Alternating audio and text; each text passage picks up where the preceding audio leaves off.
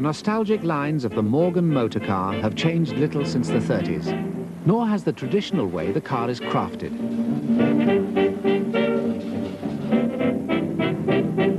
Today, Morgan has become one of the great British names, in demand all over the world as the classic hand-built car.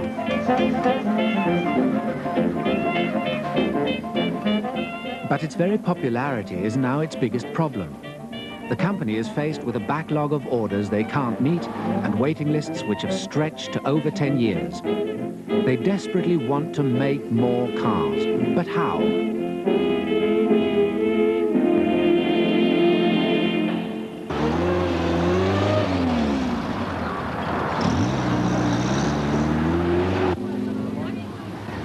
For Morgan, the need to increase production has become urgent. But you already did have... Sir John Harvey Jones, ex-chairman of ICI, is one of Britain's best-known and respected industrialists. He's agreed to try and help the company, which has fascinated him since his childhood. As a boy, I used to lust and yearn for the day when I could own a Morgan three-wheeler. They were a great thing to dream about. My wife's first car was a three-wheeler. Was it really? Where did you come from? Leicester. How long did it take you? what you shut off last April? Pretty way. I don't think I've ever seen a product which people actually love as much as they love these cars. It's clear it's got the most tremendous appeal. At the moment, we're delivering cars to people who ordered them in 1978.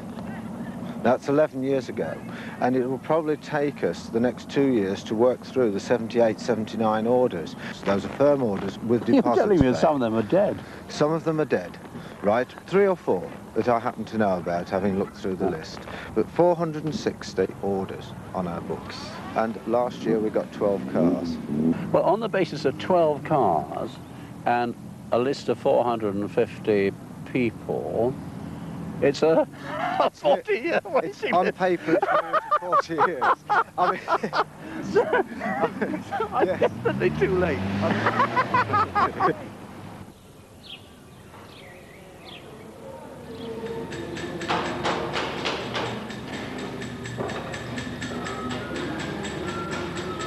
We do not want this long delay of, well, we're having to quote 4 to 5 years at the moment. And frankly, I think that's a shame because people want Morgans, you know, and in England, they're pretty patient, they will wait. But obviously we lose out on customers. I mean, I know when we show at the motor shows, people come up to stand, oh, how long does it take to get a Morgan, you know? Oh, 3 to 4 years. Oh, that's too long, and they just walk off. Nobody could kind of quickly increase the numbers of Morgans produced or do, you know, double production overnight or something like that. You couldn't, because all the people we have here, virtually, they are all trained here. Training a Morgan worker can take up to 4 years, because the company is still making cars in the same hand-built way it has since it began in 1909. It's still a small family company, employing 130 people and turning out just 9 cars a week. Peter Morgan is determined to preserve the tradition and the business his father built up.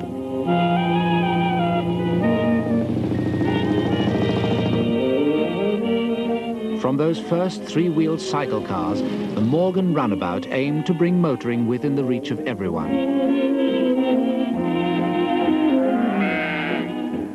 But by the 30s, 3-wheeled cars were on their way out, so Morgan launched their 4-wheeled sports car. It's this model that's been the basis of the Morgan style ever since.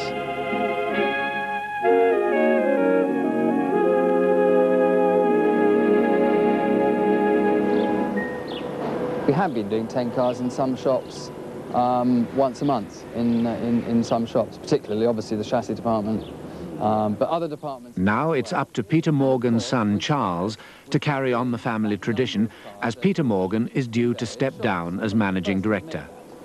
But what we haven't done... Charles Morgan is determined to tackle the production problem and has been trying to increase output gradually. He wants the workforce to agree to make 1 extra car a week, a move from 9 to 10 cars a week. In other words, I'm afraid, I don't want to name a particular department, but... A car to a shop with 3 in is worth a lot more than what it is to a shop with 18, which we've got. Well, it's not actually. Not if we do this and we look at what people actually get. That's exactly what I'm saying, actually. Is that it does work out, but you can't say that until we do it. Really, it's our job to make the cars and your job to sort out the money side of it. So, you're trying to get us to sort everything out in that respect. No, we're not sorting. No, to work it out, see if it works. We'll sort out the money, but then the only way. Yeah, but you've been saying this for years about this 10th car. We never get any nearer to it. Well, you haven't been making it. That's the problem. That's what I just said, because we haven't had a figure on the on the board in black and white saying what we're going to get. Well, no. I think Sir John Harvey James could teach me an enormous amount about managerial skills, which I never learned at university. We are a very traditional company, even down to not having a computer. But I think there's a very strong argument to say that we could be just that bit bigger and as successful as we are now. Probably with all of us here, we can just about get the 10 out.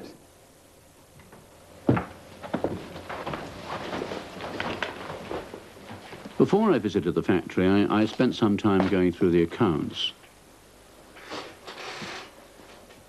What at first sight looks absolutely great, an enormous demand for the product, really conceals, I think, a number of problems. They're just not making enough profit to reinvest to secure the long-term future of the company. The first thing that immediately strikes you is that the company isn't going anywhere very fast. The level of sales have been about the same for some time. The level of profits has been about the same. They've obviously made a lot of changes and improvements in the car itself, but they're all fairly modest, and they are plainly stuck at a plateau. And that, despite the fact there's a large demand for the car, so something's very wrong somewhere. But until I see the factory, I can't really judge whether it's a people problem or an equipment problem or a layout problem or what it is.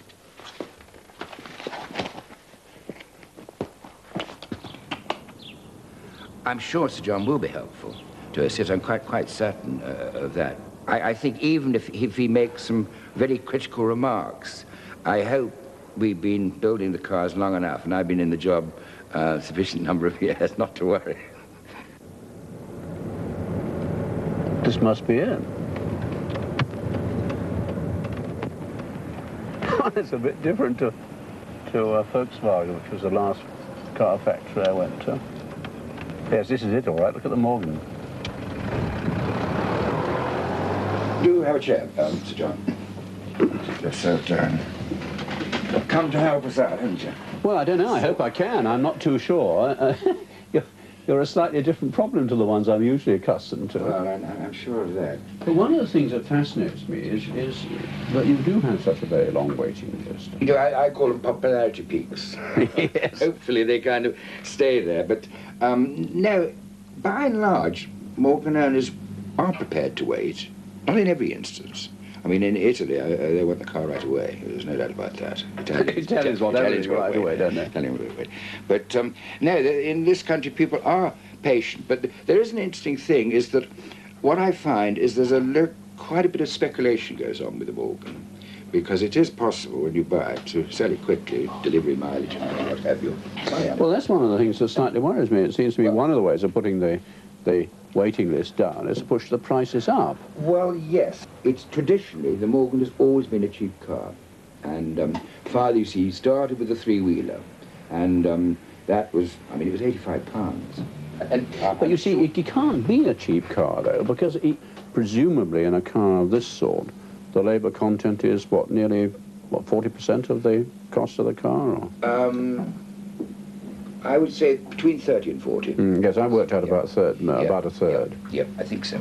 That's a lot, and if that's a fixed cost for you, well, you've got the potential for putting much more money behind the business if you wanted to, but you'd need a higher profitability than you're turning at the moment. That's right, that's right. But I can't see what's stopping your profit going up, except a touching diffidence and lack of greed on your part. Well, I often jokingly say that, you know, if I had a yacht in the Mediterranean, if it didn't turn rough within 2 days, I'd get bored and probably be rather back here. Hello. Ah! Glad to see you. Yes, good to see you. I had a great chat with Peter, and I'm fascinated to try and see whether your perceptions are the same as his, or whether you have different views, and what you see the main problems and opportunities as. I mean, obviously, one of my feelings is that, you know, one ought to make more cars to satisfy this waiting list. You know, obviously, if one makes the extra car, that's 40 cars a year, you know, those extra 40, 50 cars would look quite good on our... Would the labour cost be the same? Yes, I mean, that's one of the things that I've, you know, tried very hard to make sure is going to happen this time round. Yes, it should be, but it may be very difficult to negotiate that. Well, that's exactly what I'm in the process of doing. I mean, I quite agree with you, it is difficult. You know, obviously a lot of these arguments do end up on pure money. Well, I certainly don't feel from either Peter or Charles the sort of urgency that I would have expected, nor the readiness to grasp the opportunities, because this company's got the classic opportunity of increasing its prices. If they don't take it, they're not raising enough money to reinvest, and unless they do, they won't survive. Where we are now is obviously the spare parts department. Yes. Within this department here we have both production parts and parts for older vehicles. Well, this is the moment I've been waiting for. Mark Aston, the works manager, is going to take me around the factory. We try to supply parts back to about 1950. Golly. And so, although it's a relatively small department, the parts are obviously spread throughout the factory. How do you control stock levels then? Well, when they start running down, that we can see that they're running down, we reorder. It's a sort of visual control system. That's right, Yes. absolutely. And then you have, what, some genius somewhere analysing the throughput and deciding what is the appropriate level to carry? Well, that's right. When it gets low, it comes through to Mr. Talbot, and then he comes through to me, and then we reorder. OK, now, walk me through a car. Actually, through the production. I'd like to actually follow where if I were a car, where I'd go. Yeah. No problem at all. What I need to find out is whether, without altering the basically hand-built nature of the car, there aren't ways in which they can produce more and also produce more cheaply. On this side, mount the axle and gradually build up the car until at the end of the week they have a long session.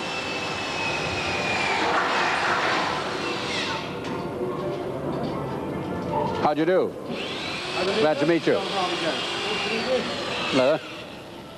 That's you. Hello. You're the foreman, huh? I am, yes.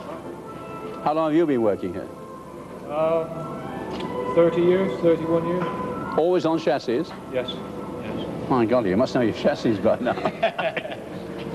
Yes. Have you seen a lot of changes during that time? No, not a great deal at all, no. I'm already beginning to worry a bit about the lack of more than the most elementary jigs or handling equipment, which after all don't make a difference to the essential hand-built nature of the car. Out of the door here. Yeah. We can walk on through where it goes from there.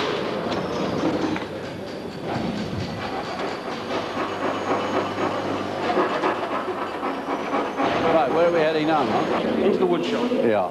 You are slightly swimming against the tide, aren't you? In fact, not slightly, you're substantially swimming. We are, in fact, in the way we're actually building a traditional sports car. Yeah. In the old-fashioned style.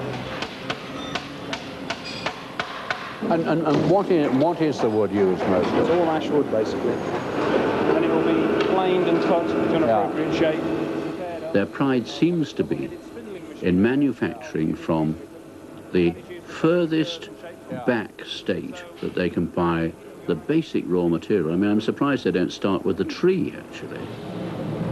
The layout of the factory is actually historic. I'd assumed. This factory was started in 1919. Yeah. The layout's absolutely unbelievable. And no wonder they have to start by putting the wheels on, because the car chassis is pushed up and down this hill for every additional step to be carried out. That's all money, all time, and all wasted expense.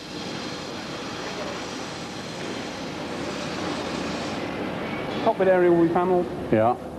Go to the far end of the shop and the wings and the cowl will be fitted into the centre for the bonnet to be fitted.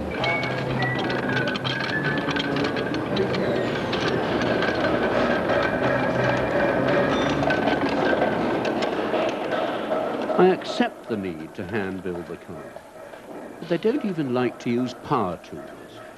And everything is done in the most basic way. I cannot see that a Morgan owner is going to be fussed whether people use a hand file or an electrical abrasive, or whether they use hand snips or power snips.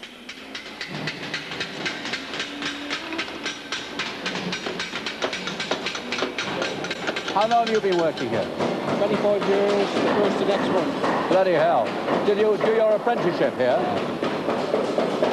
How long does it take to train up in sheet metal working now? But they've dropped it down to 4 years now. It was 5 when I did my apprenticeship. You get people coming from other industries into here and they struggle.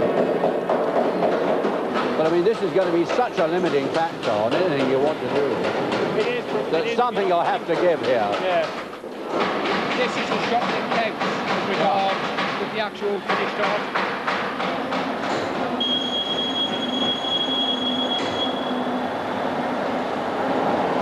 Certain planned batches that we produce in certain periods of time. But I mean, do you have a planning system or a planning office or a... We don't have a planning office. It's again literally done individually, actually, in the shop's concerned and related. The sales office really controls the flow of production.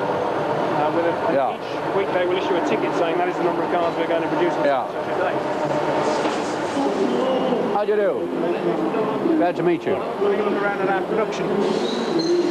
Marvelling, actually. I haven't seen some of the lathes you got. I haven't seen since I was a bloody boy.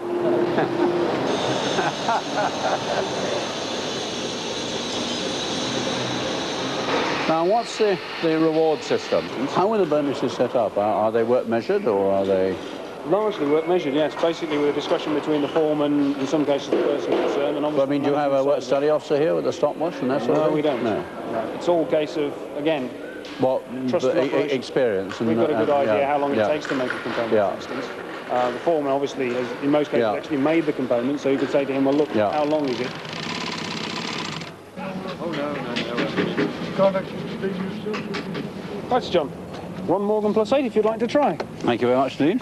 Which model is this? This is a Plus 8 with around a 3.5 litre V8 fuel injected in. My gosh, I hope you... you may never see me again. Thanks a lot. Enjoy your trip.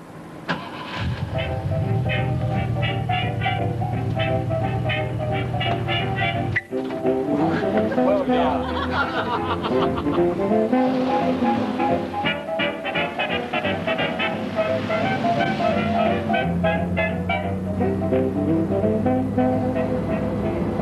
My golly, this thing's sure can go. I hope it'd stop as well as it can move. I'm really deeply concerned about this company. It is run in a totally unbusinesslike way. There are so many ways in which their profitability could be improved, in which production could be improved, but all of them involve radical change. The present approach of just trying to sort of foothill their way through to one more car a week and then another car a week is absolutely hopeless. Every single person I've met is imbued with a real fear of change. So there's an enormous inbuilt wish to hang on to the way it's been. Now, I think the way it's been is almost automatically doomed because it will become just too expensive. They need to put more investment in. They need to be willing to change a number of ways. And I'm not by any means sure that they actually have the capability to do all of that.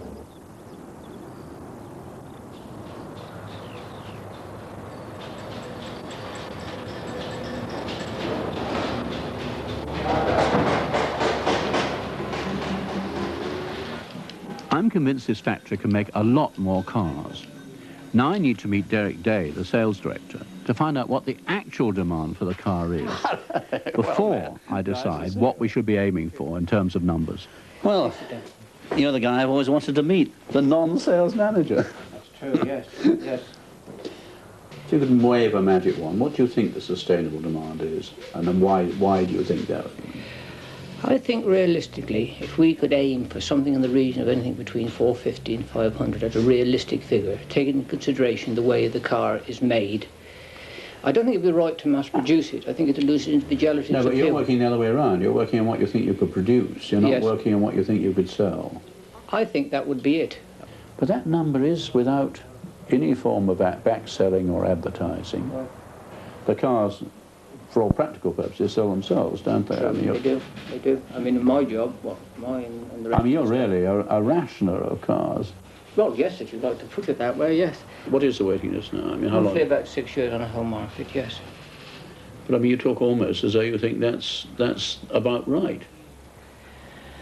Well, it's demand against production, and you know, no, but I mean, you know, production is something you can do things about, and that is, I understand, one of the things that is being debated. Yes, we're trying to increase production.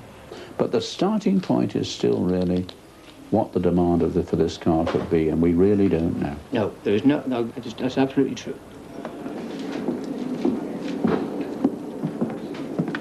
Now I want to meet Maurice Owen, the development engineer, because nobody else in this factory is thinking ahead. And you actually can't be a development engineer unless you're willing to think about change. The way we make the car, I think, is wrong. I think we should build them in different units. Build the body separately, build the chassis separately, and put the engines in at the end. Well, that would make logical sense to me. Oh, I think so. Because, but you see, there's such thousands of pounds all around the factory, just lying there in cars for 12, 14 weeks. Well, I couldn't agree more. I mean, it's one of the things that really worries me. For a car to spend 3 months in manufacture in this factory with all the attendant costs seems to me to be absolutely crazy. No, I think so. I quite agree. If you look at it as a businessman, it's not a business. Which isn't, no, no.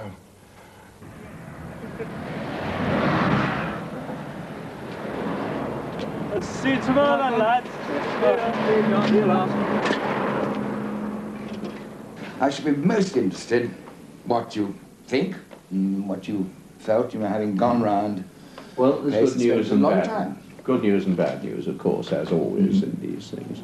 First of all, I mean, a company that isn't progressing is actually regressing, because the world is moving against you. And in your case, I think I can see the ways in which the world is going to move against you. Unless you can actually make the money when you have the demand there, you are not going to have the money to invest. And slowly but surely, your own manufacturing methods are going to catch up with you, because you will be rewarding you have to reward your people at the rate of inflation, and slowly but surely the car will become more and more and more expensive relative to other products. So over a period of time, it won't happen quickly. Over a period of time, even though you've got this order position, you'll find the thing erodes. I have never been anywhere where there is such total conservatism with the little c. There's such fear that changing anything, anywhere, is going to destroy the magic. So my diagnosis, quite honestly, is any change is going to be a hell of a battle. Therefore, you may as well go for more radical change, because you only get shot once. Of course, tradesmen are, you mentioned conservatism. Yes, we all are conservative, and my workers are too. There's no doubt about it, because change comes very, very hard indeed, you know. In your shoes, I want the capability of making another 300 cars a year, maybe 400 cars a year. And if you had that capability, then it would be extensible beyond that. You know, the only thing here that I would say is that a lot of people who have been very, very experienced have attempted to make, you know, a sports car like ours and be successful even at selling the numbers we do, and have failed with all the best information at their disposal. So there must be something that we're doing sort of right at the moment. Oh, no, look, you are. And I think I accept your criticism entirely of slow change. And obviously that at the moment is the policy of the company. But it is beginning to work.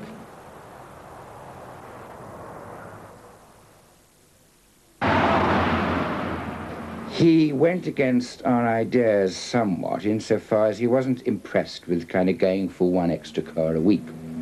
He thought, oh, it should be 300 and no more, and no difficulty with 1,000 cars.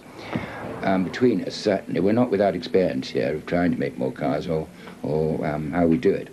And I think he is of interest. He's impressed with the firm going as long as it has been and still in existence. But no, I think I would like to go round the floor here and ask for your queries. Well, I did find him quite knowledgeable, actually, and I was surprised, really, you know, having just been here for a day, how informed he was about the makeup of the car.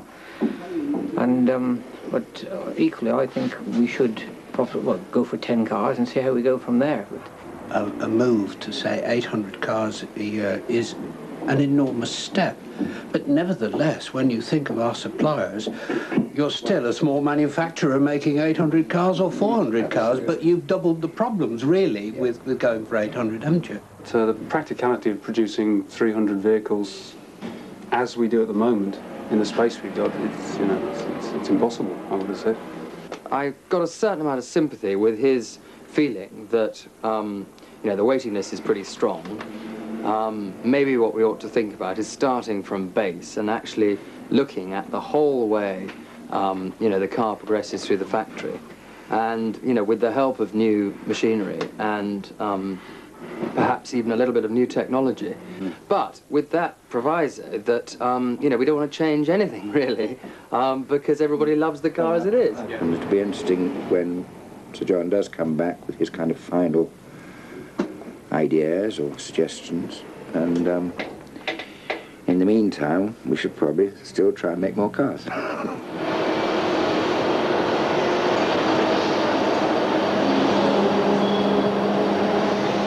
Well, we are trying to do it, but we've had a bloke the last 2 weeks been on holiday, which has made it a bit difficult, but we're hoping to do 10 this week, starting from now. If we do 10 a week for quite some considerable time, will they still want the cars? See, Mr. Morgan said that, I presume his father told him that not to increase output because it'll ruin the market. This is what I understand.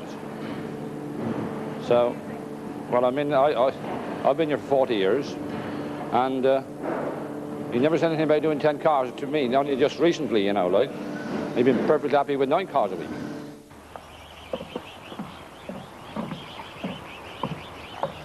I'm convinced this factory needs radical change if it is to survive. It needs looking at the way the car is built de novo. And they have at the moment got a real opportunity. Everything's going for them and nothing stops them except themselves. The difficulty I'm in is that I've already seen how conservative and how frightened of change both Peter and Charles are. So I developed a strategy which is to suggest that they should undertake a study. After all, that doesn't actually expose them to any risk, except the risk of finding out what could be done. The study should force them to then realize the sheer scale of what they're missing and the opportunity that lies ahead for them. And I would suggest to you that small changes is the way to do it at this stage, because I think to suddenly change the whole of the manufacturing process you keep on temporizing. You say at this stage, that implies that at some stage there's going to be a moment when you can't do this minuscule progression a bit at a time. I actually don't look on. Well, I think I don't look on the change of 1 extra car a week as being actually significant in what we're talking about. Well, I really don't. I mean, that's 40 cars a year, and that's significant. I don't think that's significant in terms of the scale, either of the opportunity or of the potential problem. I'm not for a moment suggesting that you have to tear up what you've achieved. That would be crazy. But I do think you should look at some alternative scenarios, and it seems to me the sensible thing would be for you and Morris, and probably somebody else, who know absolutely what the most modern technology can do, to sit down and look fundamentally at the way the car is made and whether you cannot actually produce the cars as a handmade car more economically than you are at the present moment, and I'm sure you can. The way you put it, I think, is putting a lot of pressure on me, and I think that that's right. I think there should be a lot of pressure there, because I don't think one should sit there complacently when, you know, you've got people waiting. You've got the job. Waiting, you know, for the car. So we have got constrictions, as you mentioned rightly. We've got a financial constriction, but equally that's just as vulnerable if we do nothing. If we stand still. I mean, it's never been, one has rather stood still, but it's never been my intention to stand still. I really do believe that that perhaps a radical solution, you know, should be looked at, and I would like to do that. I just want to make sure that the right people are on our side, because I think that, you know, there's a lot of experts in the motor industry who could come up with a solution, but I'm not necessarily sure it would be better than what we've got at the moment. I wasn't even remotely suggesting you should use somebody from the motor industry. I think it'd be an absolute disaster. Mm.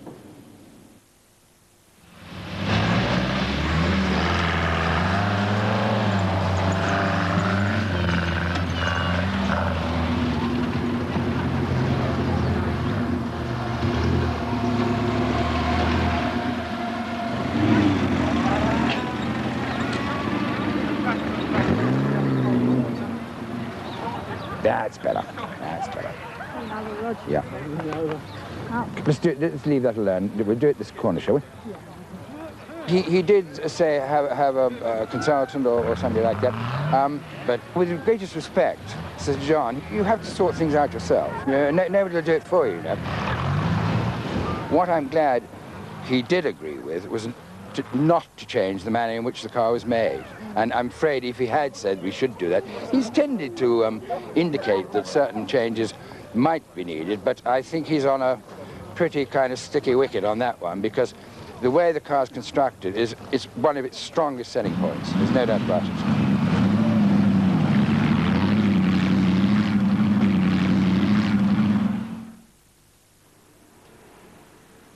I've been back a number of times to Morgan.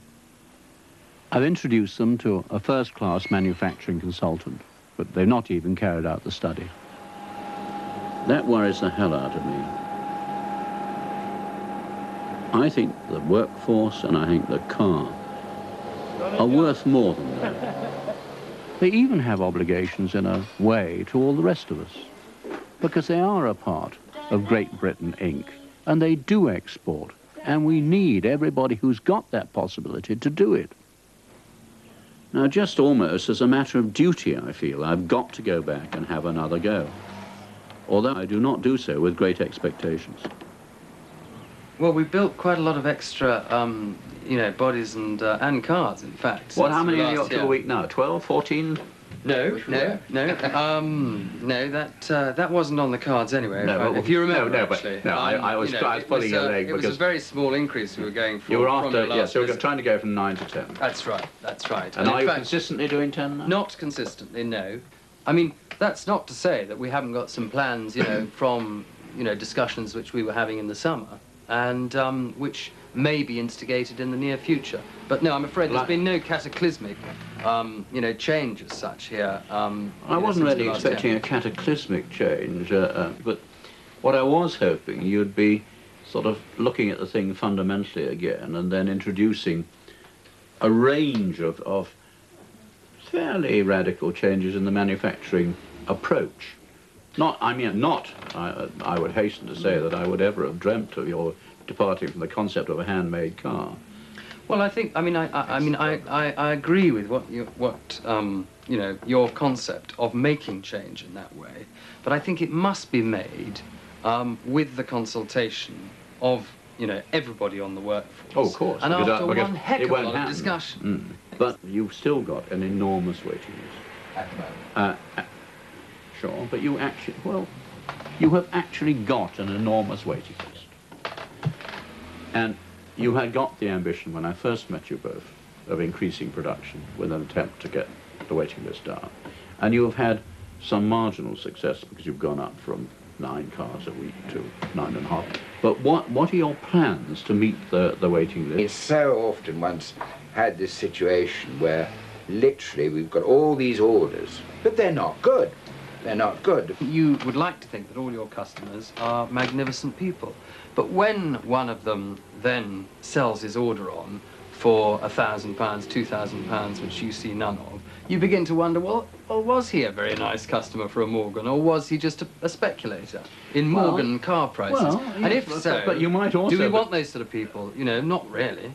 Not really. Come off it. You might also begin to wonder why you don't put your price up. And lose what are, in fact, very keen, enthusiastic Morgan owners who'll keep us going for no, 100 not at years. all, because the ones who are going to stay. Only the rich, and the rich are very fickle, and they only like you. They're not so good at anything alike.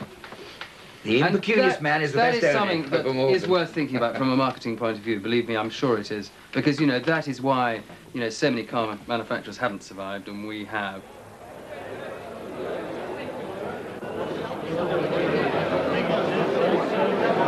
I have pleasure in presenting this magnum of champagne on the occasion of your birthday. Many happy returns and congratulations.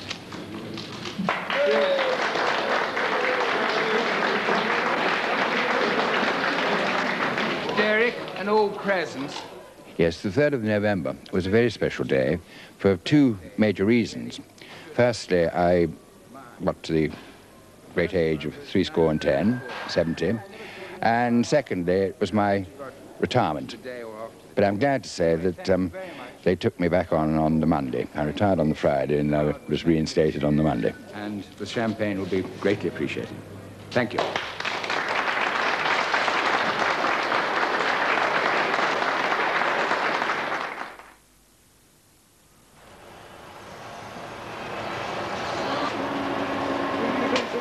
Where are they? I don't know. It's over sea. I put them down there, didn't I? What, didn't I? You do? I put them down there with John. I think Sir John was very hard on us. I think he looked at us from a financial point of view too strongly, and he didn't take into account quite enough the desperate desire we've got for keeping going for another 100 years. Well, they'll go on being very happy for a while. If nothing changes, I'm sure that everybody here will go on being very happy for a while. They will remember my visit, I hope, with wry humour.